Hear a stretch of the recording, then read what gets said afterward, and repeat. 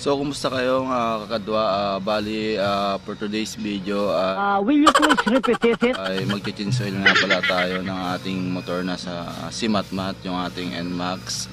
So, gagawa tayo ng video para may pakita po sa inyo na kahit nandito ka lang sa bahay, ay pwede ka na mag-change oil sa sarili mo. Gunggong! Barinig kita sa mukha! Sa may mga owner ng motor dyan na gustong mag-change oil dito sa kanilang bahay kahit hindi na sila pumunta sa mga shop, kayang-kaya nyo ito at gagawa tayo ng video para may pakita sa inyo na kahit nasa bahay ka ay pwede tayong mag-change oil. So, saluduhan kita. Hey! Mga kailangan lang naman ay kailangan mong ng tools na pangbaklas para sa bolt sa drain plug ng ating motor kung saan lalabas yung langis, at syempre kailangan mo ng bagong langis. So ito nga pala yung mga gagamitin natin kakadwa. Dito Pilipit ang dila nito. So ito meron tayong 12 na pangbaklas para sa drain bolt ng langis sa ilalim, at magbabaklas na rin tayo ng magpapalit na rin tayo ng Hayop ka talaga! Ang ganda mong lalaki! gear oil ng ating motor. At syempre isasabay na rin natin kakadwa yung paglilinis ng oil filter, at meron tayong screw na cross type, at syempre meron din tayo dito na lalagyan ng lumang langis. At syempre kailangan natin ng langis na bago. So yung napili kong langis kakadwa yung Castrol na Power 1, yung pang scooter. Ayan. So syempre kailangan din natin ng bagong gear oil. Ayan, ito Castrol din pang scooter. Ayan. So yan po yung mga gagamitin natin sa pag-change oil ng ating motor.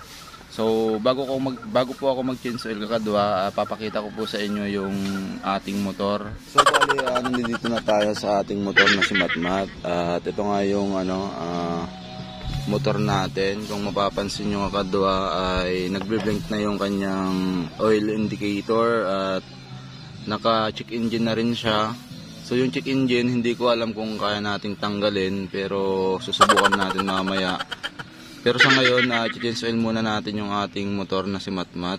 Tapos tatanggalin natin yung oil indicator niya. Gamit dito yung mamaya ipapakita ko sa inyo. Ito lang, may mino kasi dito na para tanggalin yung blinking ng oil. At ipapakita ko po sa inyo kakadwa pagkatapos natin mag-change oil. So tara, i-drain na natin yung langis ng ating motor. So ito nga kakadwa, luluwagan na natin yung tornilyo sa ilalim. Kaya nga, ikaw alam kung magaling ang tsamba mo, malakas eh. At gagamitin natin tong 12mm na close range. At yung ating drain pala ng langis ay may dalawang tornilyo. Isang malaki at saka yung isang maliit, na ito yung gagamitin natin, yung 12 lang, kasi yung mas malaki yun yung pwede tayong mag-drain doon, pero yung kasama na yung kanyang yung strainer, yung ng langis. Pero okay lang kahit dito tayo sa mas maliit na tornilyo mag-change oil. So ito luluwagan na natin. Papakita ko sa inyo yung tornilyo kung makikita. So yan, bale dalawa dito yung pwedeng mag-change oil. Ito yung isang malaki kasama yung strainer, at dito sa 12mm na langis lang yung lalabas. So luwagan natin.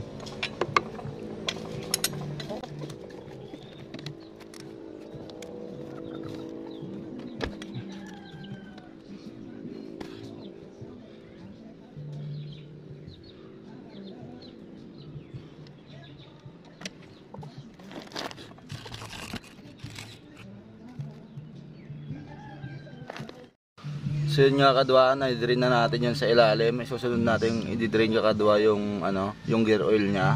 So ito po siya. Ayan. 12mm din po yung pambaklas yan. So habang nagdi-drain pa yung ibang langis doon sa ilalim, pwede na natin i-drain yung gear oil.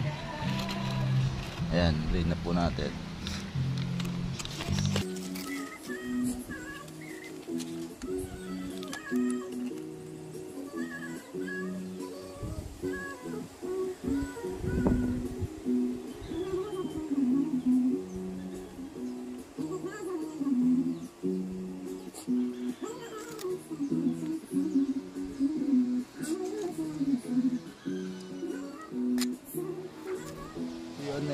natin yung gear oil ng ating motor. Habang nagde-drain yung gear oil, pwede na po natin baklasin yung cover ng oil filter.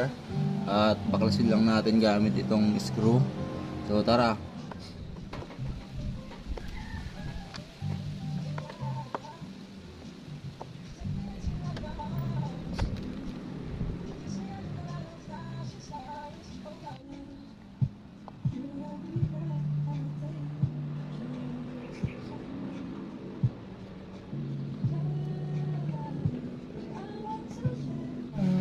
So yun nga kadwa, nabaklasan na natin yung oil filter. At itong filter na to ay ating hugasan lang kasi washable na po ito, nagpalit na tayo.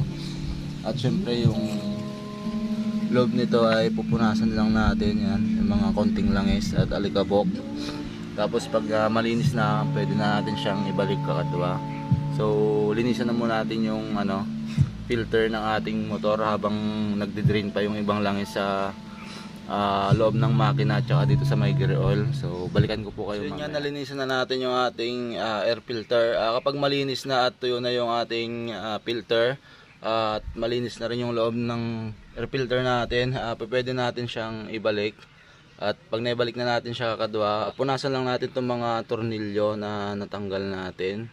So ito nga pala, merong washer pala na bakal. So huwag nyo pong iwawala yan kasi mahalaga po yan. Pag nawala po yan kakadwa, maglilik na po yung langis sa ilalim. So kailangan huwag nyo pong iwawala. Ayan. So ibalik na natin yung tornilyo para makapaglagay na tayo ng bagong langis at saka bagong gear oil. So let's go.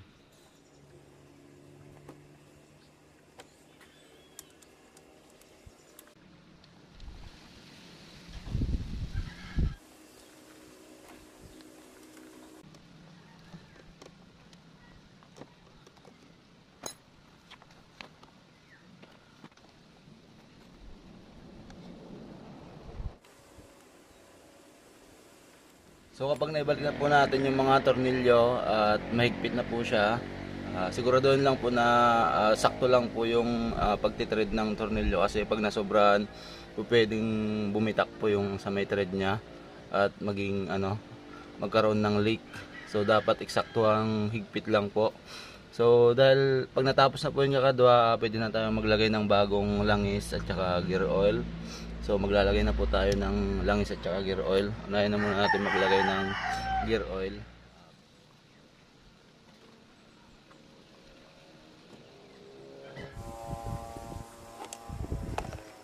So yun nga kadwa, nilagay na natin yung gear oil at yung takip nga pala ng gear oil na plastic ay makasama pong yan, yung goma ng ganito. At huwag nyo pong iwawala to.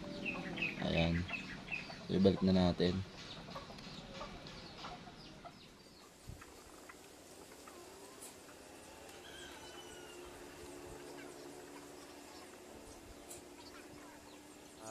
At susunod na natin itong langis. At yan,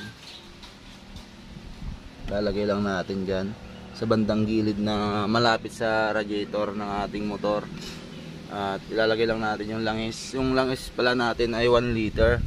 So kailangan lang ng langis natin ng 900 ml. So magtitira lang tayo ng konting-konti dito sa 1 liter na to. So tara.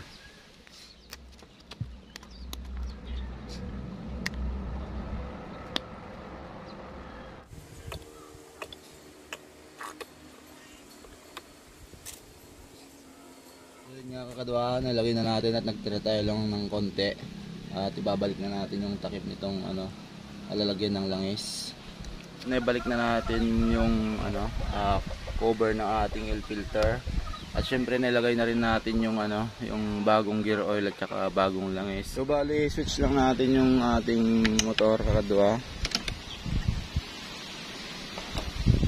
At dyan mapapansin nyo kahit bago na yung ating langis, dito sa ating motor ay meron pa ring oil indicator na nagbe-blink. At ating tatanggalin po. So hanapin nyo lang po yung menu button sa bandang gilid ng handle grip. Makikita nyo yung menu kung NMAX po yung inyong unit.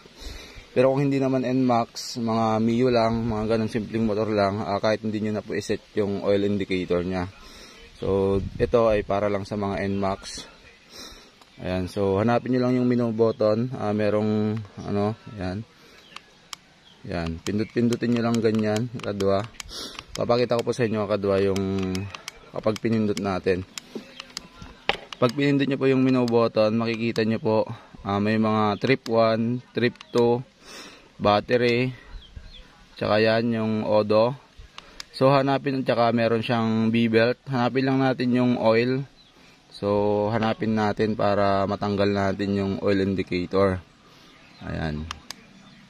So 1, 2, 3, 4, 5. So pang 5 yung B-belt. So yung pang 4 yung ano, yung oil. So doon tayo sa pang-4 na pindot. So balik lang natin sa number 1. So yan yung back to 0. So magbibilang tayo ng 4 para mahanap natin yung oil indicator. Ayan. Trip 1, 1, 2, 3, battery, tapos oil na yan. So pag nasa oil na po kayo, i-press nyo lang po yung menu button ng mga 5 seconds, mga ganon. I-hold nyo lang yung ano, menu button hanggang sa mag-stop yung oil indicator.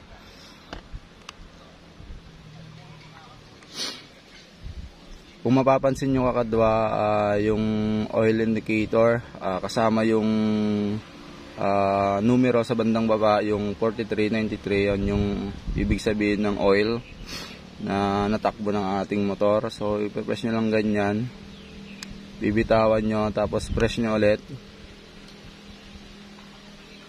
Ayan, tignan nyo kakadwa, nag-zero na siya. Pag nag-steady na yan kakadwa, at nag-zero na yung kilometer ng oil, ayan kakadwa, pwede nyo nang patayin yung inyong motor. So ayan po. Tapos ibukas nyo ulit yung ating motor. So pindutin nyo lang ulit yung menu para lumipat yung ano, yung oil, mawala. Ayan, napunta sa belt. Ayan, pumunta sa trip 1. Ayan, kung papansin niyo, wala na po yung blink ng oil indicator at naka-steady na lang at naka-zero na lang din yung kilometer niya. So yun lang, at okay na po. Pwede na natin gamitin yung ating motor. Ganun lang pala kadali yung magpalit ng bagong langis sa ating motor sa mga may unit na NMAX na katulad ko. So simple lang, kahit nandito lang kayo sa bahay, kayang-kaya nyo nang mag-change oil at hindi na kayo pupunta sa mga shop at para gumastos pa ng mas malaki. So yan. So hanggang dito na lang yung ating video kakadwa. See you on next vlog.